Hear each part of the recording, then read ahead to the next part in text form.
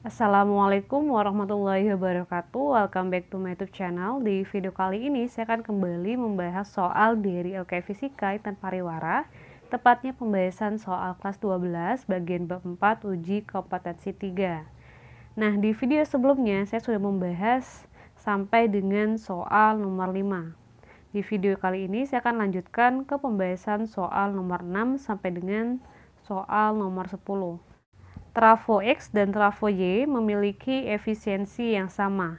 Nah, untuk efisiensi itu dilambangkan dengan eta. Artinya, eta X sama dengan nilai dari eta Y. Trafo X memiliki daya keluaran sebesar 12 watt. Nah, untuk daya keluaran itu adalah daya dari trafo bagian yang sekundernya. Nah, karena ini punya trafo X sehingga bisa kita lambangkan sebagai PSX. Dan daya masukannya 18 watt. Nah, daya masukan itu adalah bagian trafo pada yang primernya. Sehingga 18 watt ini itu adalah PPX. Kemudian trafo Y memiliki daya masukan sebesar 54 watt. Berarti ini PPY. Ketika trafo Y dihubungkan dengan rangkaian listrik, trafo Y mengeluarkan arus sekunder ya sebesar 0,75 ampere. Berarti ini adalah nilai dari ISY.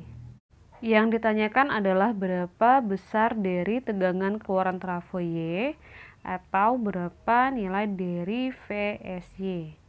Nah, untuk menghitung berapa nilai dari VSY, kita bisa gunakan persamaan ini, yaitu eta X sama dengan eta Y. Nah, karena eta itu persamaannya itu adalah PS ya,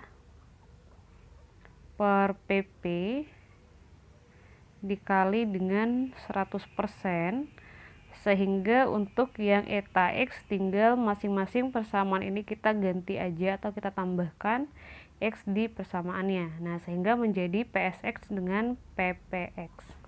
Sementara kalau yang eta Y, ini kan harusnya PSY dibagi dengan PPY. Nah, karena kita nggak tahu berapa nilai dari PSY, berarti kita harus jabarkan lagi, yaitu menjadi VSY dikali dengan ISY. Kemudian, karena 100%-nya sama, bisa kita coret, sehingga dapatlah persamaan seperti ini. Nah, terakhir tinggal kita masukin aja masing-masing nilainya. Masukin PSY-nya 12 watt, kemudian PPX-nya 18 watt. Maksudnya ini PSX ya, 12 watt dan PPX-nya 18 watt. Kemudian VSY yang mau kita hitung dan ISY-nya adalah 0,75 ampere serta PPY-nya 54 watt. 12 dengan 18-nya kita bagi sama 6, sehingga diperoleh 2/3. Kemudian 2/3 ini kita kali silangkan dengan 54. Nah, sehingga menjadi 2/3 dikali 54 watt ya. Yang di ruas sebelah kirinya itu yang VSY biarkan dikalikan dengan 0,75 dan kita pindahkan ke ruas sebelah kiri. Kemudian 54-nya bisa kita bagi dengan 3, hasilnya adalah 18. 18 dikali 2 itu adalah 36 watt, artinya VSY-nya adalah 36 watt dibagi dengan 0,75, yaitu 48 volt. Kita masuk ke pembahasan soal nomor 7. Sebuah trafo step up digunakan untuk menaikkan tegangan dari 55 volt menjadi 220 volt. Artinya 55 volt ini adalah tegangan masukan atau VP dan 220 volt adalah tegangan keluaran atau VS. Trafo tersebut ya memiliki efisiensi sebesar 40%. Artinya ini adalah nilai dari eta dan daya keluaran trafo sebesar 93,5 watt. Ini berarti nilai dari PS atau daya sekunder. Jika jumlah lilitan primer pada trafo 150, pernyataan di bawah ini yang benar adalah Berarti kita di sini diminta untuk menentukan masing-masing nilainya. Yang pertama ini adalah IP, yang kedua IS, yang ketiga dan yang keempat itu adalah daya masukan atau PP, dan yang terakhir adalah jumlah lilitan sekunder atau nilai dari NS-nya. Langsung aja, yang pertama kita akan menghitung ya berapa nilai dari daya masukan atau nilai dari PP. Untuk menghitung nilai dari PP, kita gunakan persamaan dari eta sama dengan PS per PP dikali dengan 100%. Masukkan nilai etanya 40%, PS-nya 93,5, kemudian dikali dengan 100%. Persen dengan persennya kita coret, lalu 40 dibagi 100 dapatnya adalah 0,4, kemudian PP-nya dikali silang sehingga diperoleh 0,4 PP. Artinya PP-nya adalah 93,5 dibagi dengan 0,4 dan diperoleh hasil sebesar 233,75 Watt. Artinya jawabannya adalah yang C. Tapi kita akan tetap bahas untuk menghitung berapa nilai dari arus primer. Untuk menghitung nilai dari arus primer, kita gunakan persamaan dari IP sama dengan PP dibagi dengan VP. PP-nya adalah 233,75 dan VP-nya adalah 55 volt. Setelah dibagi diperoleh hasil sebesar 4,25 ampere. Selanjutnya kita bakal menghitung berapa nilai dari arus sekunder.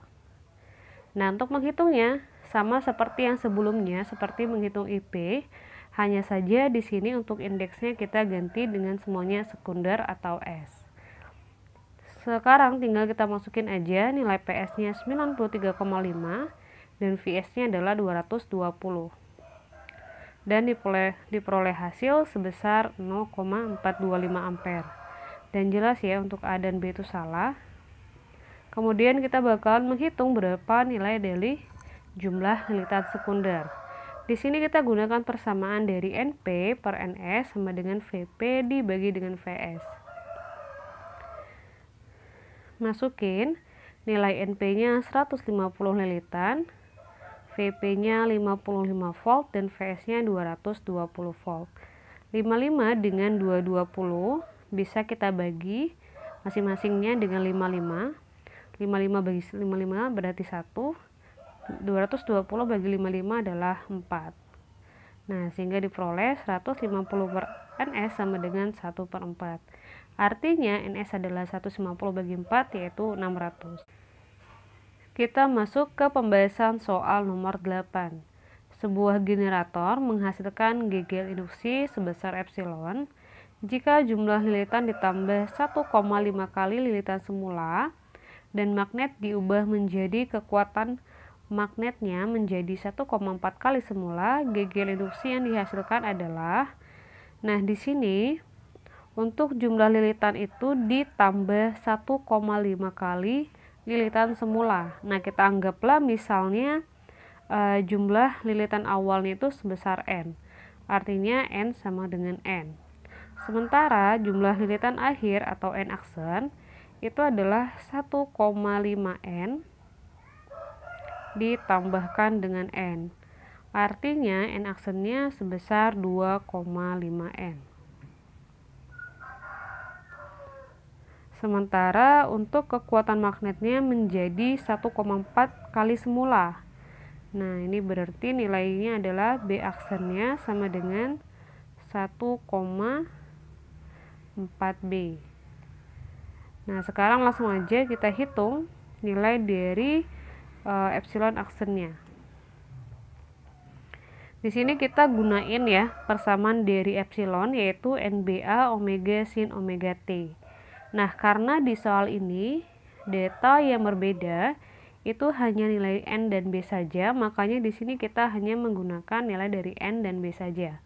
Sementara untuk nilai A, omega, sin, dan omega T ini kita buang saja. Nah, makanya kita peroleh persamaan seperti ini. Selanjutnya tinggal kita masukin aja nilai dari epsilon itu adalah epsilon, kemudian nilai dari N dan B itu tetap ya karena ini adalah kondisi mula-mula.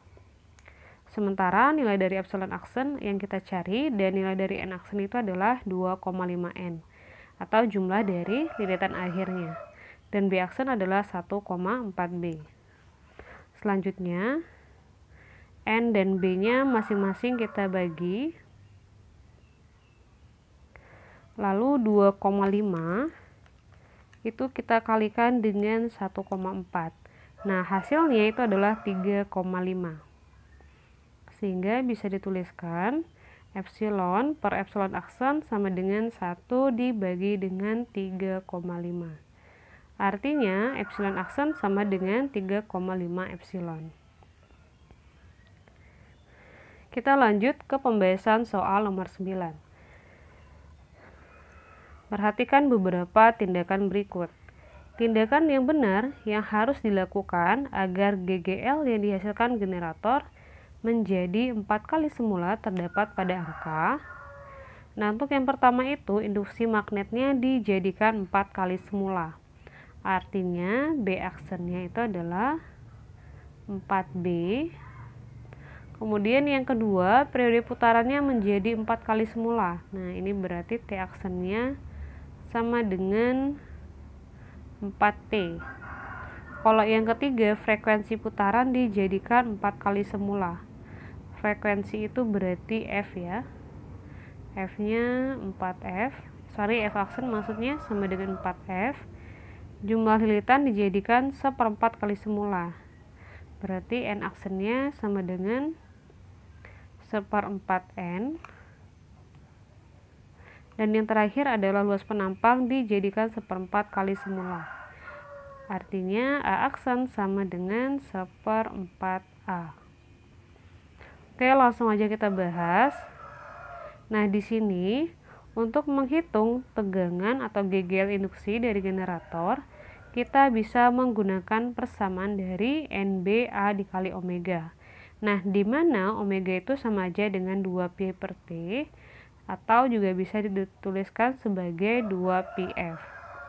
Nah, yang pertama, karena yang diubah itu adalah induksi magnetiknya, sehingga untuk B-nya kita menjadikan 4B. Nah, jadi tuh kalau seandainya kamu pengen saya tulis detail ya, ntar jadinya kayak gini. Dia kan NB A omega. Nah, karena dia kondisi setelah, berarti bisa kita tuliskan N aksen, B aksen, A aksen, omega aksen. Ini adalah nilai dari epsilon aksennya. Nah, nilai dari N aksen ya, karena dia nggak dibahas perubahannya, jadi kita tulis aja sebagai N. Nah, sementara B aksen ini dia diubah menjadi 4 kali semula. Nah, makanya kita ganti menjadi 4B. Aksen itu berarti tidak mengalami perubahan, sehingga bisa kita tuliskan sebagai A. Begitupun juga dengan nilai omega. Nah, sehingga diperoleh nilai dari epsilon aksennya itu adalah 4 NAB dikalikan dengan omega. Karena yang kedua ini yang diubah adalah periode, sehingga persamaan yang kita gunakan itu yang ini, NAB dikali 2pi per T. Selanjutnya tinggal ganti aja T-nya itu menjadi 4 kali T. Nah, karena 2pi per T itu adalah nilai dari omega ya, sehingga 4-nya ini bisa kita pindahkan ke depan menjadi 1/4. Kemudian sisalah NAB dan nilai dari omega. Omega itu adalah yang 2pi per T.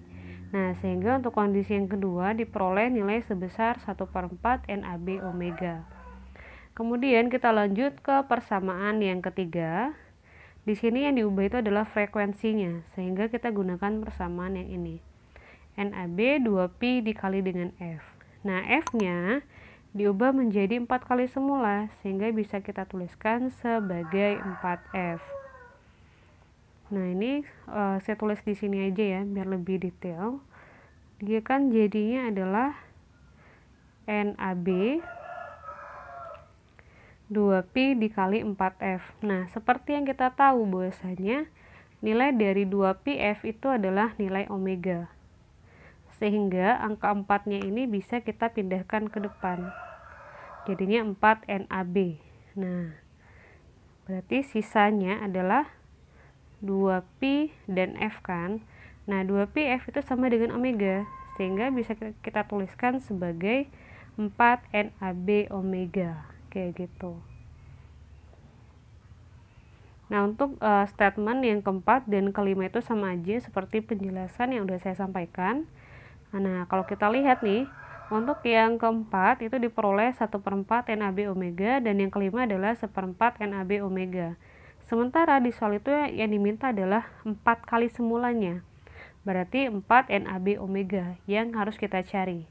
Nah, kalau kita lihat nih dari 1 sampai dengan 5, yang sesuai itu adalah statement yang pertama dan ketiga, sehingga jawabannya adalah yang A. Kita lanjut ke pembahasan soal yang terakhir.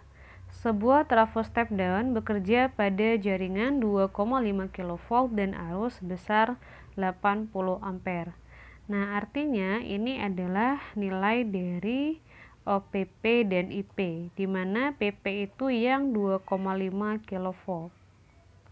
Ini adalah PP. Nah, karena dia satuannya dalam kilo, harus kita ubah ke volt dengan cara dikalikan 1000, sehingga diperoleh PP-nya adalah 2500 volt dan IP-nya sebesar 80 ampere. Kemudian diketahui perbandingan lilitan pada kumparan primer dan sekunder adalah 20:1. Ini berarti NP banding NS. Jika efisiensinya 100%, nilai besaran yang benar adalah, nah kalau kita lihat ke tabel ya adik-adik, tabel yang pertama atau kolom yang pertama ini adalah nilai dari VS, yang kedua adalah nilai dari IS, dan yang terakhir adalah nilai dari PS. Nah, artinya kita diminta untuk menghitung masing-masing nilai dari VS, IS, dan PS. Oke, langsung aja. Di sini kita bakalan menghitung nilai dari VS dengan menggunakan persamaan dari NS dibagi NP sama dikali dengan VP. Masukin NS-nya 1 ya, karena kan tadi ini adalah NP banding NS, sementara di persamaannya adalah NS banding NP. Sehingga kita tinggal balik aja menjadi 1:20. Kemudian masukin nilai dari VP-nya yaitu 2500 volt, lalu tinggal dihitung aja. Nah, 2500 dibagi 20 adalah 125 volt. Selanjutnya kita bakalan menghitung nilai dari IS. Nah, persamaannya ini ada sedikit kesalahan ya adik-adik.